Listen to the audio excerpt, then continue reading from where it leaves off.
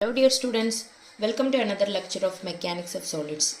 ഇതിൽ നമ്മൾ തിക്ക് സിലിണ്ടേഴ്സിനെ കുറിച്ചാണ് പഠിക്കുന്നത്. തിൻ സിലിണ്ടേഴ്സ് നമ്മൾ പറഞ്ഞു thickness of the cylinder is less than ആകുമ്പോഴാണ് dy20 ആകുമ്പോഴാണ് അത് തിൻ ആവുന്നത്. So greater than or equal to ആകുമ്പോഴാണ് അത് തിക്ക് സിലിണ്ടേഴ്സ് ആവുന്നത്. തിക്നെസ് ഇപ്പോൾ ഇങ്ങനെയുള്ള ഒരു സിലിണ്ടറിൻ്റെ വോൾ തിക്നെസ് ഉണ്ടല്ലോ, ഈ വോളിൻ്റെ തിക്നെസ് ഡയമീറ്ററിൻ്റെ ഡിവൈഡഡ് ബൈ 20 കൂടുതലോ അല്ലെങ്കിൽ അതിന് ഈക്വൽ ആവുന്ന കേസിനെയാണ് നമ്മൾ തിക്ക് സിലിണ്ടേഴ്സ് എന്ന് പറയുന്നത്. നോർമലി ഇത് യൂസ് ചെയ്യുന്നത് ഹൈ പ്രഷറിലുള്ള കേസിലാണ്. That is thermal power plant, chemical plant, ഈ സ്ഥലത്തൊക്കെയാണ് നമ്മൾ സാധാരണ എന്ത് ചെയ്യുക, തിക്ക് സിലിണ്ടേഴ്സ് യൂസ് ചെയ്യുന്നത്. നോർമലി ഇതിൽ അപ്ലൈ ചെയ്യുന്ന സ്ട്രെസ്സസ് ആണ് റേഡിയൽ സ്ട്രെസ്സ്. സാധാരണ ഏതൊരു സിലിണ്ടേഴ്സിലും നോർമലി ഉണ്ടാകുന്ന സ്ട്രെസ്സുകളാണ് radial stress, longitudinal stress and circumferential stress. ഇവിടെ തിക്നെസ് വളരെ കൂടുതലായ കാരണം ലോഞ്ചിറ്റ്യൂഡിനൽ സ്ട്രെസ്സ് വളരെ മിനിമായിരിക്കും. അപ്പോൾ തിക്ക് സിലിണ്ടേഴ്സിൻ്റെ കേസിൽ നമ്മൾ ആകെ രണ്ട് സ്ട്രെസ്സ് മാത്രമേ കൺസിഡർ ചെയ്യുള്ളൂ. That is radial stress, one is circumferential stress. ഇനി ഈ റേഡിയൽ സ്ട്രെസ്സും സർക്കംഫറൻഷ്യൽ സ്ട്രെസ്സും കണ്ടുപിടിക്കാൻ വേണ്ടിയിട്ട് നമ്മളൊരു തിയറി കൊണ്ടുവന്നിട്ടുണ്ട്. That is Lame's theory. ഈ ലെയിംസ് തിയറി യൂസ് ചെയ്തിട്ടാണ് നമ്മൾ എന്ത് ചെയ്യുന്നത്, radial stress as well as circumferential stress. Circumferential സ്ട്രെസ്സിന് വേറൊരു പേരും കൂടി ഉണ്ട്, എന്താണ്, ഹൂപ്പ് സ്ട്രെസ്. ഹൂപ്പ് സ്ട്രെസ് അല്ലെങ്കിൽ circumferential stress and radial stress കണ്ടുപിടിക്കാൻ വേണ്ടിയിട്ടാണ് ഈ ലെയിംസ് തിയറി. അതായത് Lame's theory is only applicable for thick cylinders. തിന്നിനില്ല, തിക്കിന് മാത്രം. ഏതൊരു തിയറി വരുമ്പോഴും അതിൽ കുറച്ച് അസംഷൻസ് ഉണ്ടാവും. അതേപോലെ തന്നെ ഇവിടെയും കുറച്ച് അസംഷൻസ് ഉണ്ട്. അസംഷൻസ് എന്ന് പറയുന്നത് 4 അസംഷൻസ് ഉള്ളത്. നോർമലി അതിൽ 3 നമുക്ക് എപ്പോഴും കേട്ടുകൊണ്ടിരിക്കുന്ന അസംഷൻസ് തന്നെയാണ്. One is the material is homogeneous and isotropic, and other one is the material is stressed within the elastic limit, എപ്പോഴും കേട്ടിട്ടുള്ളതാണ്. Then third one, the plane section perpendicular to the axis of the cylinder remains plane after the application of the cylindrical pressure. എന്ന് വെച്ചാൽ ഇതാണ് നമ്മുടെ vessel എന്ന് വിചാരിക്കുക. ഇതാണ് അതിൻ്റെ longitudinal axis. ഈ ലോഞ്ചിറ്റ്യൂഡിനൽ ആക്സിസിന് പെർപെൻഡിക്കുലർ ആയിട്ടുള്ള സർഫസ് ആണ് ഈ പ്ലെയിൻ എന്ന് പറയുന്നത്.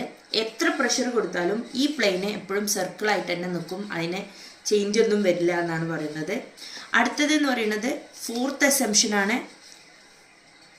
Fourth assumption is equal to all the fibres in the material are free to expand or contract independently without being constrained by the adjacent fibres. ഇങ്ങനെ 4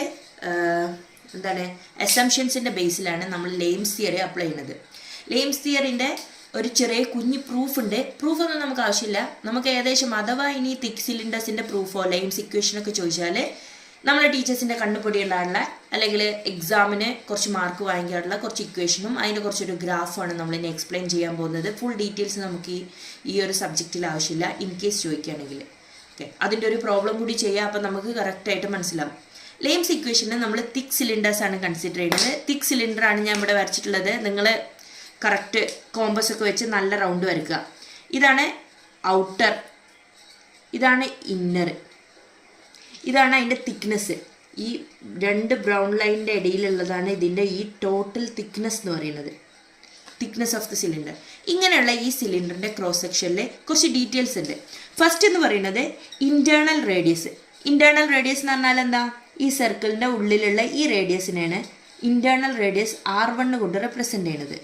അടുത്തത് R2 external radius, അതായത് central നിന്നും ഔട്ടറിലേക്കുള്ള റേഡിയസിനെയാണ് R2 എന്ന് represent ചെയ്യുന്നത്. Then L, it is the length of the cylinder. ഈ സിലിണ്ടറിന് ഒരു external length ഉണ്ടാവും, ആ ലെങ്ത്തിനെയാണ് length of cylinder L represent ചെയ്യുന്നത്. Again P1 and P2. P1 എന്ന് പറയുന്നത് pressure on the inner surface and P2 is the pressure on the outer surface. അതായത് ഇതിൻ്റെ ഉള്ളിൽ ലിക്വിഡ് ഉണ്ടാവില്ലേ, ഈ ലിക്വിഡ് കാരണം ഇതിൻ്റെ ഇന്നർ സർഫസിൽ പ്രഷർ അപ്ലൈ ചെയ്യുന്നുണ്ട്. ഇതിനെയാണ് നമ്മൾ P1 എന്ന് പറയുന്നത്. അതേപോലെ തന്നെ ഇതിൻ്റെ പുറത്തുനിന്നൊരു പ്രഷർ വരുന്നുണ്ട് P2, എക്സ്റ്റേർണൽ പ്രഷർ. പുറത്തുനിന്ന് ഇതിൻ്റെ തിക്നെസ് കാരണം ഇതിൻ്റെ ഉള്ളിലേക്കൊരു പ്രഷർ വരുന്നുണ്ട്, that is P2. Then sigma R. Sigma R is the internal radius stress on the element of the ring and sigma c is the circumferential stress on the element of the ring. Element of the ring അത് ഞാൻ വരാം. Sigma സിയും sigma ആറും എന്താണെന്ന് നമ്മൾ പറയാം. അപ്പോൾ ഇത് കണ്ടല്ലോ, ഇതാണ് തിക്നെസ്. ഇനി ഇതിൻ്റെ ഉള്ളിലുണ്ടാവുന്ന നമുക്കറിയാം ലെയിംസ് ഇക്വേഷൻ യൂസ് ചെയ്യുന്നത് എന്തിനാണ്? സർക്കംഫറൻഷ്യൽ സ്ട്രെസ്സും റേഡിയൽ സ്ട്രെസ്സും കണ്ടുപിടിക്കാനാണ്. അപ്പോൾ ഈ സർക്കംഫറൻഷ്യൽ സ്ട്രെസ്സും റേഡിയൽ സ്ട്രെസ്സും കണ്ടുപിടിക്കാൻ ഇവർ പറയുന്നത് ഇതിൻ്റെ തിക്നെസ് ഉണ്ടല്ലോ, ഇത് ഫുള്ള് ഇതിൻ്റെ തിക്നെസ് ആണ് ഞാൻ പറഞ്ഞല്ലോ. ഈ തിക്നെസ്സിൻ്റെ ഉള്ളിൽ ഒരു ചെറിയ എലമെൻ്റൽ പോർഷൻ നമ്മൾ കൺസിഡർ ചെയ്തു. Consider A small elemental portion, ഒരു ചെറിയ പോർഷൻ കൺസിഡർ ചെയ്തു. ഈ ചെറിയ പോർഷൻ കൺസിഡർ ചെയ്യുമ്പോൾ നോക്ക്, ഇതിൻ്റെ ഇൻറ്റേർണലിന് ഒരു പ്രഷർ വരുന്നുണ്ട്, അതാണ് സിഗ്മ ആർ എന്ന് പറയുന്നത്. ഈ എക്സ്റ്റേണലിന് P2 വരുന്നുണ്ട്, അതായത് പുറത്തുനിന്ന് ഇങ്ങോട്ടൊരു പ്രഷർ വരുന്നുണ്ട്, അത് sigma R plus D into sigma R ആണ്. അതായത് സ്മോൾ ചെറിയ ഒരു തിക്നെസ്സിലാണ് ഈ സാധനം വരുന്നത്. അപ്പോൾ ഇതെന്ത് ചെയ്തു, ഇവിടുന്ന് ഇങ്ങോട്ടുള്ള ഒരു രണ്ട് പ്രഷറുകളാണ് വരുന്നത്. അതായത് ഈ രണ്ട് സൈഡിൽ നിന്ന് ഇങ്ങനെ ഒരു കംപ്രസീവ് പ്രഷറാണ് വരുന്നത്. ഈ സിഗ്മ ആറിനെയാണ് നമ്മൾ എന്ത് പറയുന്നത്? Internal radial stress on the elemental ring. Sigma R എന്ന് റെപ്രസെൻ്റ് ചെയ്യും. ഇൻറ്റേർണൽ റേഡിയൽ സ്ട്രെസ്സ്, ഒന്ന് റേഡിയൽ സ്ട്രെസ്സാണ്. ഇതിൻ്റെ നേച്ചർ എന്ന് പറയുന്നത് കംപ്രസീവ് ആണ്. കംപ്രസ് ചെയ്തിട്ടാണ് ഈ റേഡിയസ് വരുന്നത്. So we take it as positive. Then C is the circumferential stress on the element of the ring. അതായത് സിഗ്മ സി അല്ലെങ്കിൽ സിഗ്മ എച്ച് എന്നാണ് പറയുന്നത്. ഇത് പ്രഷർ ചെയ്യുമ്പോൾ ഇതിൻ്റെ രണ്ട് സൈഡിലും സർക്കംഫറൻസിൽ ഒരു വലിവ് ബലം വരും. രണ്ട് സൈഡിൽ നിന്ന് നമ്മളിങ്ങനെ പ്രസ് ചെയ്യുമ്പോൾ, ഇത് സ്ക്വീസ് ചെയ്യുമ്പോൾ ഇതിൻ്റെ ലെങ്ത് ഇൻക്രീസ് ചെയ്യൂടെ, അതിനനുസരിച്ച് ഇവിടെ സർക്കംഫറൻഷ്യൽ സ്ട്രെസ് ഉണ്ടാവും. അതിനെയാണ് നമ്മൾ സിഗ്മ സി എന്ന് പറയുന്നത്. ഇത്രയും എഴുതി കഴിഞ്ഞിട്ട് ഇനി ഈ ഒരു ഫിഗറിന് നമ്മൾക്കൊരു ചെറുതല്ല, കുറച്ച് വലിയ ലെങ്ത് ഉള്ള ഒരു പ്രൂഫ് ഉണ്ട്. നമുക്ക് ആ പ്രൂഫിൻ്റെ ആവശ്യമില്ല. നിങ്ങൾ ഈ ഒരു വലിയ ഫിഗർ വരയ്ക്കുക, എന്നിട്ട് അതിലുള്ള ഓരോ ഡീറ്റെയിൽസും എഴുതുക. From this figure we get sigma R is equal to, final equation ആണ് B/r² - A, or sigma C and sigma H, hoop stress അല്ലെങ്കിൽ സർക്കംഫറൻഷ്യൽ സ്ട്രെസ്സിന് നമ്മൾ B/r² + A. ഇവിടെ -A ആണ്, ഇവിടെ +A ആണ്. ഇതിലെ A ആൻഡ് B, ഈ A എന്ന് പറയുന്നതും B എന്ന് പറയുന്നതും ലെയിംസ് കോൺസ്റ്റന്റ് എന്നാണ് പറയുന്നത്. R എന്ന് പറയുന്നത് റേഡിയസ്. ഈ R1 ആവാം, R2 ആവാം. നമ്മളെ ഇക്വേഷൻ ഏതിനാണോ കറസ്പോണ്ടിങ് അതിനനുസരിച്ച് R1 R2 ഇന്റേർണൽ റേഡിയസ് അല്ലെങ്കിൽ എക്സ്റ്റേർണൽ റേഡിയസ് ഒക്കെ നമുക്ക് സബ്സ്റ്റിറ്റ്യൂട്ട് ചെയ്യാൻ പറ്റും. Hope you all understand. ഇതിൻ്റെ പ്രൂഫൊന്നും നമുക്ക് ആവശ്യമില്ല, നമുക്ക് ഈ ഇക്വേഷനാണ് ആവശ്യം. ഈ ഇക്വേഷൻ അനുസരിച്ച് നമുക്കൊരു ഗ്രാഫ് വരക്കാണ്ട് അതനുസരിച്ചാണ് നമുക്ക് പ്രോബ്ലം ചോദിക്കുന്നത്. ജസ്റ്റ് ഇൻ കേസ് പ്രൂഫ് ചോദിക്കുകയാണെങ്കിൽ അല്ലെങ്കിൽ ഇതിൻ്റെ ഓരോ ടേം എന്താ മനസ്സിലാക്കാൻ വേണ്ടിയിട്ടാണ് ഞാൻ ഈ ഒരു ഫിഗർ വരച്ചിട്ടുള്ളത്. അപ്പോൾ നോക്ക്, സിഗ്മ റേഡിയൽ പ്രഷർ കണ്ടുപിടിക്കാനുള്ള ഒരു ഇക്വേഷൻ ഉണ്ട്, അതേപോലെ പ്രഷർ അല്ലെങ്കിൽ സ്ട്രെസ് കണ്ടുപിടിക്കാനുള്ള ഒരു ഇക്വേഷൻ ഉണ്ട്, അതുപോലെ ഹൂപ്പ് സ്ട്രെസ് അല്ലെങ്കിൽ സർക്കംഫറൻഷ്യൽ സ്ട്രെസ് കണ്ടുപിടിക്കാനുള്ള ഒരു ഇക്വേഷൻ ഉണ്ട്. അപ്പോൾ നമുക്കറിയാം നമ്മളെ സർക്കിൾ എന്ന് പറയുന്നത് ഇതാ ഇങ്ങനെയാണ് അല്ലേ. ഇവിടെയാണ് നമുക്ക് എന്തുണ്ടാവുക? സിഗ്മ ആർ ഉണ്ടാവും. അതേപോലെ ഈ തിക്നെസ്സിൻ്റെ, അതായത് ഇൻറ്റേർണൽ ഡയമീറ്ററിൻ്റെ ഇവിടെ ഉണ്ടാവും, എക്സ്റ്റേർണൽ ഡയമീറ്ററിൻ്റെ ഇവിടെ ഉണ്ടാവും ഒരു സിഗ്മ ആർ. അതായത് റേഡിയൽ സ്ട്രെസ് എന്ന് പറയുന്ന വാല്യൂ ഇവിടെ ഉണ്ടാവും, ഇവിടെ ഉണ്ടാവും. റേഡിയൽ സ്ട്രെസ് ഇവിടെ എന്ന് പറയുന്നത് കണ്ടുപിടിക്കുന്നതാണ് എന്ത്? B/r² - A വെച്ചിട്ട് നമുക്ക് ഇവിടെ നിന്ന് കിട്ടും. ഇതിൻ്റെ പുറത്തെത്തുമ്പോൾ എക്സ്റ്റേണൽ അതായത് നമ്മൾ സിലിണ്ടറിൻ്റെ പുറത്തെത്തുമ്പോൾ ഈ സിഗ്മ ആറിൻ്റെ വാല്യൂ എപ്പോഴും 0 ആണ് വരിക. അതായത് ഇൻറ്റേർണലി ഈ ലിക്വിഡ് പ്രഷർ കാരണമാണല്ലോ സിഗ്മ ആർ ഉണ്ടാകുന്നത്. ഇതിൻ്റെ തിക്നെസ്സിൻ്റെ പുറത്തെത്തുമ്പോഴത്തേന് ആ ലിക്വിഡ് പ്രഷർ കുറഞ്ഞു വന്ന് പുറത്തെത്തുമ്പോഴത്തേന് ലിക്വിഡിൻ്റെ പ്രഷറൊന്നും ഉണ്ടാവില്ല. സിഗ്മ ആർ ഓൾവേസ് 0 ആയിരിക്കും. സിഗ്മ ആർ മാക്സിമം ആണ്, ഇത് sigma R minimum. Sigma R minimum is always എന്തായിരിക്കും? 0 ആയിരിക്കും വരിക. സിഗ്മ ആർ മാക്സിമത്തിൻ്റെ വാല്യൂ നമുക്ക് ഈ B/r² + A എന്ന് പറഞ്ഞ ഇക്വേഷനിൽ കണ്ടുപിടിക്കാം. ഇനി അടുത്തത് എന്താ? ഹൂപ്പ് സ്ട്രെസ് അല്ലെങ്കിൽ സർക്കംഫറൻഷ്യൽ സ്ട്രെസ് ആണ്. ഹൂപ്പ് സ്ട്രെസ് അല്ലെങ്കിൽ സർക്കംഫറൻഷ്യൽ സ്ട്രെസ് കണ്ടുപിടിക്കാൻ നമ്മളെ ഇക്വേഷൻ എന്താണ്? B/r² + A എന്ന് പറഞ്ഞ ഇക്വേഷനാണ്.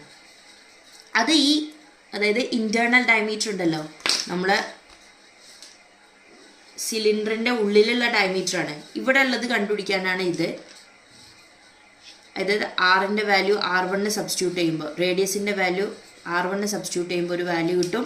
അതേപോലെ ഇവിടെ റേഡിയസിൻ്റെ വാല്യൂ B/r² + A. അതായത് R1 എപ്പോഴും കൂടുതലായിരിക്കുമല്ലോ R2. അതായത് എക്സ്റ്റേർണൽ ഡയമീറ്റർ ഇതിപ്പോൾ 2 ആണെന്നുണ്ടെങ്കിൽ ഇതിപ്പോൾ 5 ഒക്കെ ആയിരിക്കും വരിക അല്ലേ. അസ്യൂം ചെയ്യുക. അങ്ങനെയാണെങ്കിൽ B/R² വരുമ്പോൾ ഈ ടേം എപ്പോഴും എന്തായിരിക്കും വരിക, ചെറുതായിരിക്കും വരിക R2 സബ്സ്റ്റിറ്റ്യൂട്ട് ചെയ്യുമ്പോൾ. സോ ഇവിടെ ഒരു കൂടുതൽ വാല്യൂ ഉണ്ടാവും, ഇവിടെ ഒരു കുറഞ്ഞ വാല്യൂ ഉണ്ടാവും. ഈ ഹൂപ്പ് സ്ട്രെസ് എന്ന് പറയുന്നത് ഒരിക്കലും എക്സ്റ്റേണലിൽ 0 ആവില്ല, അവിടെ ഒരു ചെറിയ വാല്യൂ ഉണ്ടാവും. റേഡിയൽ സ്ട്രെസ്സാണ് എന്ത് എക്സ്റ്റേണലിൽ എത്തുമ്പോഴത്തേന് 0 ആവുന്നത്. അപ്പോൾ ഇത് ബേസ് ചെയ്തിട്ട് നമുക്കൊരു ഗ്രാഫ് വരക്കാനുണ്ട്. ആ ഗ്രാഫ് എങ്ങനെയെന്ന് നോക്കുന്നത് ഇത് ഒരു പ്രോബ്ലം ചെയ്യുന്നുണ്ട്. ആ പ്രോബ്ലത്തിന് ഞാൻ വരച്ചിട്ടുള്ള ഗ്രാഫാണ്, നിങ്ങൾ നോക്കിയാൽ മതി. ഞാൻ പറഞ്ഞുകൊണ്ട് ഇതെന്താ σR ഗ്രാഫാണ് ഈ വരച്ചിട്ടുള്ള ട്രയാങ്കിൾ.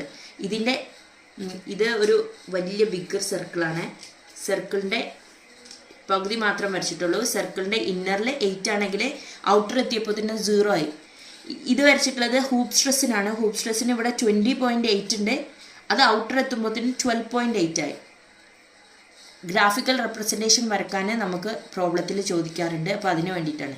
ഇതിനെ തന്നെ ഒന്നുകൂടി നമുക്ക് വൃത്തിക്ക് ഗ്രാഫായിട്ട് എക്സ് ആൻഡ് വൈ ആക്സിസിൽ ഗ്രാഫായിട്ട് വരക്കുകയാണെങ്കിൽ നമുക്ക് ഇങ്ങനെ വരക്കാം. Stress on Y axis and radius on X axis എടുക്കുക. ഇതിൽ ഈ ആദ്യത്തെ ഈ സ്ലാൻഡിങ് ലൈൻ ഉണ്ടല്ലോ, ഇത് റെപ്രസെൻ്റ് ചെയ്യുന്നത് σR-നെയാണ്. σR പറഞ്ഞാൽ റേഡിയൽ സ്ട്രെസ്സ് ഇൻറ്റേർണൽ ഡയമീറ്ററിൽ റേഡിയസ് R1 ആവുന്ന കേസിൽ റേഡിയസിൻ്റെ വാല്യൂ R1 ആവുന്ന കേസിൽ മാക്സിമം ആയിരിക്കും. റേഡിയസിൻ്റെ വാല്യൂ R2 ആവുന്ന കേസിൽ അതിൻ്റെ വാല്യൂ 0 ആയിരിക്കും. സെയിം തന്നെ നമ്മൾ ഹൂപ്പ് സ്ട്രെസ്സിന് എടുക്കുകയാണെങ്കിൽ റേഡിയസിൻ്റെ വാല്യൂ R1 ആവുന്ന സ്ഥലത്ത് ഇത് 20.8 ആണ്. റേഡിയസിൻ്റെ വാല്യൂ R2 ആവുന്ന ടൈമിൽ ഇത് 12.8 ആണ്. ഇവിടെ വരെയാണ് എത്തുന്നത്. ഇതിൻ്റെ ഗ്യാപ്പ് എപ്പോഴും ഈ 12.8 ആയിരിക്കും. Hope you all understand. നമുക്കിനി ഇതിൻ്റെ ഒരു പ്രോബ്ലം കൂടി കവർ ചെയ്യുമ്പോൾ നമുക്ക് കൂടുതലായിട്ട് മനസ്സിലാവും. പ്രോബ്ലം ഇതാണ്. ഈ പ്രോബ്ലത്തിൻ്റെ വാല്യൂസ് മാത്രം ചേഞ്ച് ചെയ്തിട്ടാണ് റിപ്പീറ്റ് ചെയ്ത് നമ്മളോട് ചോദിച്ചിട്ടുള്ളത്. അപ്പോൾ നിങ്ങൾ എന്ത് ചെയ്യുക, ഈ ഒരു പ്രോബ്ലം ശരിക്കും പഠിച്ചാൽ ഹൂപ്പ് സ്ട്രെസ്സിലെ ഏത് പ്രോബ്ലം വന്നാലും നമുക്ക് ചെയ്യാൻ പറ്റും. ഇത് റിപ്പീറ്റ് ചെയ്ത് ചോദിച്ചിട്ടുള്ള ക്വസ്റ്റ്യനാണ്. ക്വസ്റ്റ്യനിൽ വേറൊരു ചേഞ്ചും ഉണ്ടാവില്ല, സെയിം തന്നെ വാല്യൂസിൽ മാത്രം കുറച്ച് ചേഞ്ചേ വരുള്ളൂ. Determine the maximum and minimum hoop stress across the section of the pipe of 400 mm internal diameter and 100 mm thick when the pipe containing a fluid at a pressure of 8 Newton per mm square. Also sketch the radial pressure distribution and hoop stress distribution across the section. അതായത് ഇപ്പോൾ നമ്മൾ കണ്ടില്ലേ ഒരു graph, ആ graph വരക്കാൻ sketch the radial pressure distribution and hoop stress distribution sketch ചെയ്യാൻ, അതായത് graph വരക്കാൻ. നോർമലി ഈ ഹൂപ്പ് സ്ട്രെസ് തിക് സിലിണ്ടേഴ്സിൻ്റെ കേസിൽ നമുക്ക് ഗ്രാഫ് വരക്കാൻ എപ്പോഴും ചോദിക്കുന്നതാണ്. ഏത് പ്രോബ്ലം വന്നാലും ചോദിക്കും. ഇനി ചോദിച്ചിട്ടില്ലെങ്കിൽ നിങ്ങൾ വെറുതെ വരച്ച് വെക്കുന്നത് നല്ലതാണ്. Given datas എടുത്തെഴുതുക. ഫസ്റ്റ് തന്നിട്ടുള്ളത് എന്താ, across the section of the pipe 400 mm. എന്താ തന്നിട്ടുള്ളത്, D1 diameter of the bar എന്ന് പറയുന്നത് 400 mm ആണ് തന്നിട്ടുണ്ട്. Internal diameter 400 mm internal diameter and 100 mm തിക്ക്. അപ്പോൾ നമ്മൾ ഒരു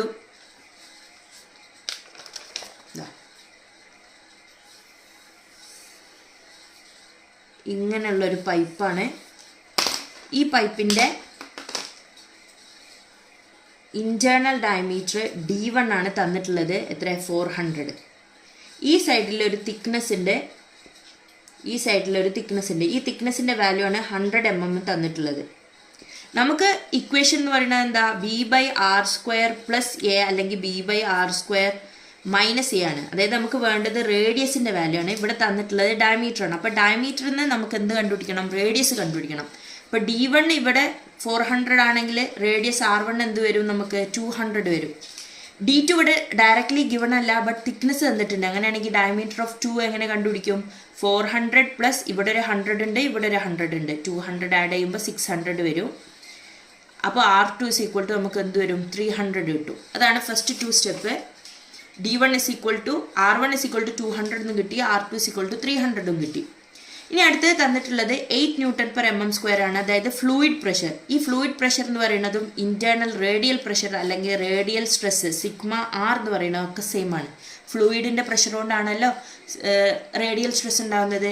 which is given as 8 Nm/mm², which is σR എന്ത് തന്നിട്ടുണ്ട്, 8 Nm/mm². ഇൻറ്റേർണൽ ഡയമീറ്ററിൽ. എക്സ്റ്റേണൽ ഓൾറെഡി ഗിവൺ ആണ്, ഇൻറ്റേർണൽ 0 ആണ്. σRൻ്റെ വാല്യൂ ഇൻറ്റേർണലിൽ എത്രയാണെന്നുണ്ടെങ്കിൽ എക്സ്റ്റേണലിൽ എന്തായിരിക്കും വരിക, സീറോ ആണ് അല്ലേ. സിഗ്മ ആർ എപ്പോഴും എക്സ്റ്റേണലിലെ വാല്യൂ എന്തായിരിക്കും വരിക? 0 ആയിരിക്കും വരിക, അത് ഏത് പ്രഷർ വെസലാണെങ്കിലും. ഇനി നമ്മൾ ലെയിംസ് ഇക്വേഷൻ അപ്ലൈ ആണ്. ലെയിംസ് ഇക്വേഷൻ എന്ന് പറയുന്നത് റേഡിയൽ സ്ട്രെസ്സിനുള്ള ഇക്വേഷൻ ആണ്. B/r² - എന്നും സർക്കംഫറൻഷ്യൽ സ്ട്രെസ് സിഗ്മ എച്ച് അല്ലെങ്കിൽ സിഗ്മ സിക്ക് വരുന്ന ഇക്വേഷൻ ആണ് B/r² + A. അപ്പോൾ ഇതിൽ ബിയും ആർ എന്ന് പറയുന്നത് എന്താ, എ ആൻഡ് ബി എന്ന് പറയുന്നത് ലെയിംസ് കോൺസ്റ്റന്റ് ആണ്. ആറിൻ്റെ വാല്യൂ R1 ആവാം R2 ആവാം, നമുക്ക് എവിടെയാണ് കണ്ടുപിടിക്കേണ്ടത് അതിനനുസരിച്ച് ആറിൻ്റെ വാല്യൂ നമ്മൾ വേരി ചെയ്തുകൊണ്ടേയിരിക്കും. അതിന് അടുത്ത സ്റ്റെപ്പിൽ നമ്മൾ നോക്കുകയാണെങ്കിൽ നമുക്ക് ഗിവൺ ഡാറ്റ അനുസരിച്ച് നമുക്ക് 2 കണ്ടീഷൻസ് കിട്ടിയിട്ടുണ്ട്. അതായത് റേഡിയൽ സ്ട്രെസ്സിൻ്റെ 2 കണ്ടീഷൻ. റേഡിയൽ സ്ട്രെസ്സ് ഒന്ന് 8 ആണെന്നും കിട്ടിയിട്ടുണ്ട്. റേഡിയൽ സ്ട്രെസ് ഇൻറ്റേർണലിൽ 8 ആണെന്ന് കിട്ടിയിട്ടുണ്ട്. എക്സ്റ്റേണലിൽ 0 ആണെന്ന് നമുക്ക് ഓൾറെഡി അറിയാം. അപ്പോൾ ഈ വാല്യൂ നമ്മൾ ലെയിംസ് ഇക്വേഷനിൽ B/r² - A എന്ന് പറഞ്ഞ ആ ഇക്വേഷനിൽ സബ്സ്റ്റിറ്റ്യൂട്ട് ചെയ്യുകയാണെങ്കിൽ R1 ഇൻറ്റേർണലിൽ എത്രയാണ്? 200 ആണ്, എക്സ്റ്റേണലിൽ 300 ആണ്. ഇത് നമ്മൾ ഇക്വേഷനിൽ സബ്സ്റ്റിറ്റ്യൂട്ട് ചെയ്യുമ്പോൾ വന്നു നമ്മൾ ഇക്വേഷൻ എന്താ? സിഗ്മ ആർ = B/r² - A എന്നല്ലേ. ഇതിൽ സിഗ്മ ആറിന് 8 സബ്സ്റ്റിറ്റ്യൂട്ട് ചെയ്തു, ഇവിടെ ബിക്ക് B തന്നെ. ഇൻറ്റേർണൽ ഡയമീറ്റർ R1 സബ്സ്റ്റിറ്റ്യൂട്ട് ചെയ്യുമ്പോൾ 200² - A. രണ്ടാമത്തെ ഇക്വേഷൻ, രണ്ടാമത്തെ കണ്ടീഷൻ എന്ന് പറയുന്നത് എന്താ? സിഗ്മ ആർ = 0 ആണ് പുറത്ത് എക്സ്റ്റേണലിൽ. അതായത് ഇതിൻ്റെ ഇവിടെ എത്തുമ്പോൾ സിഗ്മ ആറിൻ്റെ വാല്യൂ 0 ആയിരിക്കും വരിക. അതായത് B/300² - A. 2 ഇക്വേഷനായി. ഇക്വേഷൻ 1ഉം ഇക്വേഷൻ 2. ഈ ഇക്വേഷൻ 1ഉം ഈ ഇക്വേഷൻ 2ഉം നമുക്ക് കാൽക്കുലേറ്ററിൽ സോൾവ് ചെയ്യാൻ പറ്റും. ഇക്വേഷൻസ് എങ്ങനെ കാൽക്കുലേറ്ററിൽ സോൾവ് ചെയ്യുക? ആദ്യം മോഡ് എടുക്കുക. മോഡിൽ പല ടൈപ്പ് ഇക്വേഷൻസ് യൂസ് ചെയ്യാൻ പറ്റും. അതിൽ ഏത് ടൈപ്പ് ഇക്വേഷനാണ് നമുക്ക് വേണ്ടത്? 5th ഓപ്ഷനാണ്. അപ്പോൾ 5th എടുത്തു. ഇതിൽ 2 അൺനോൺ ആണുള്ളത്, എ ഉണ്ട് ബി ഉണ്ട് അൺനോൺ. അപ്പോൾ നമ്മൾ ഫസ്റ്റ് ഇക്വേഷൻസ് എടുത്തു. ഇനി ഇതിൽ കോഎഫിഷ്യൻ്റ് സബ്സ്റ്റിറ്റ്യൂട്ട് ചെയ്യണം. അപ്പോൾ ആദ്യത്തെ ഇക്വേഷനിലെ ബീൻ്റെ കോഎഫിഷ്യൻ്റ് എന്താ? 1/200² ആണ്. അതടിച്ചു, എന്നിട്ട് ഈക്വൽ ടു അടിച്ചു. അപ്പോൾ അടുത്തത് ദാറ്റ് ഈസ് -A ആണ്. അപ്പോൾ നമുക്ക് -1 അടിച്ചു, ഈക്വൽ ടു അടിക്കുക. ഈക്വൽ ടു 8 ആണ് വരുന്നത്, അപ്പോൾ 8 അടിച്ചു. ഇനി സെക്കൻഡ് ഇക്വേഷനിലെ ബീൻ്റെ കോഎഫിഷ്യൻ്റ് എന്താ? 1/300². നെക്സ്റ്റ് -A തന്നെയാണ്. അപ്പോൾ -1 = 0 ആണ്. പിന്നുള്ളത് കോൺസ്റ്റൻറ്റ്, അത് എഴുതി ഒരു ഈക്വൽ ടു കൂടി അടിക്കുമ്പോൾ നമുക്ക് ആൻസർ കിട്ടി. That is B = 576,000. ഒന്നുകൂടി ഈക്വൽ ടു അടിക്കുമ്പോൾ നമുക്ക് എന്ത് കിട്ടും? 32/5 ദാറ്റ് ഈസ് 6.4. എൻ്റെ വാല്യൂ 6.4. കാൽക്കുലേറ്ററിൽ അടിക്കാൻ അറിയില്ലെങ്കിൽ ശ്രദ്ധിക്കുക. ഇത് ക്ലാരിറ്റി ഉണ്ടോ എന്ന് എനിക്കറിയില്ല, എൻ്റെ ബാറ്ററി കുറച്ച് വീക്ക് ആയതുകൊണ്ട്. അപ്പോൾ എൻ്റെയും ബീൻ്റെയും വാല്യൂ കിട്ടി നമുക്ക്. സർക്കംഫറൻസ് ഇപ്പോൾ ലെയിംസ് കോൺസ്റ്റൻറ്റിൻ്റെ വാല്യൂ നമുക്ക് കിട്ടി. ഹൂപ്പ് സ്ട്രെസ്സിൻ്റെ 2 വാല്യൂ നമുക്ക് ഓൾറെഡി അറിയാം. അപ്പോൾ ഈ ഒരു ഗ്രാഫ് വരയ്ക്കാൻ നമ്മളോട് പറഞ്ഞിട്ടുള്ള നമ്മളുടെ ഈ ഗ്രാഫ് വരയ്ക്കാനാണ് നമ്മളോട് ചോദിച്ചതെന്നുണ്ടെങ്കിൽ ഇവിടുത്തെ വാല്യൂ 8 Nm/mm² ആണെന്നും ഇവിടുത്തെ വാല്യൂ 0 ആണെന്നും കിട്ടി. ഇനി നമുക്ക് ഹൂപ്പ് സ്ട്രെസ്സിൻ്റെ ഇവിടെയുള്ള വാല്യൂ എത്രയെന്നും ആണ് കണ്ടുപിടിക്കേണ്ടത്. സോ ഹൂപ്പ് സ്ട്രെസ് കണ്ടുപിടിക്കാനുള്ള ഇക്വേഷൻ എന്താ? B/r² + A ആണ്. ബിയുടെ വാല്യൂ സബ്സ്റ്റിറ്റ്യൂട്ട് ചെയ്തു. റേഡിയസ് ഫസ്റ്റ് കേസിൽ R = R1 എന്നുള്ള കേസാണ്. സോ 200² + 6.4 ചെയ്യുമ്പോൾ നമുക്ക് 20.8 കിട്ടി. ഇനി ആറിൻ്റെ വാല്യൂ 300 ആകുമ്പോൾ ഈ സെയിം ഇക്വേഷനിൽ സബ്സ്റ്റിറ്റ്യൂട്ട് ചെയ്യുമ്പോൾ നമുക്ക് 12.8 എന്ന് കിട്ടി. ഇതാണ് നമ്മളിവിടെ 20.8 എന്നും പുറത്താവുമ്പോൾ 12.8 എന്നും ഗ്രാഫ് വരച്ചത് അങ്ങനെയാണ് ഇൻറ്റേർണലിൽ. ശരിക്കും ഈ ഗ്രാഫ് ഡിസ്ട്രിബ്യൂഷൻ മതി. ഇനിയിപ്പോൾ ഈ ഗ്രാഫ് പറ്റുന്നില്ല, ഒന്നുകൂടി ഡീറ്റെയിൽ ആയിട്ട് വരക്കാനാണ് നമ്മൾ ഈ X ആൻഡ് Y ആക്സിസിൽ. X ആക്സിസിൽ റേഡിയസും Y ആക്സിസിൽ സ്ട്രെസ്സും. ഫസ്റ്റത്തെ ഗ്രാഫ് എന്ന് പറയുന്നത് റേഡിയൽ സ്ട്രെസ്സിൻ്റെ ആണ്. അതിൻ്റെ 8 Nm 0. രണ്ടാമത്തെ ഗ്രാഫ് അതിൻ്റെ തൊട്ട് മുകളിൽ 12.8 മിനിമം ആൻഡ് 20.8 മാക്സിമം. ഓക്കെ, ഇതിൻ്റെ ഡിസ്ട്രിബ്യൂഷൻ ഗ്രാഫും കൂടി വരച്ചാൽ നമ്മളുടെ ഇക്വേഷൻ കറക്റ്റാണ്. എല്ലാം കറക്റ്റ്.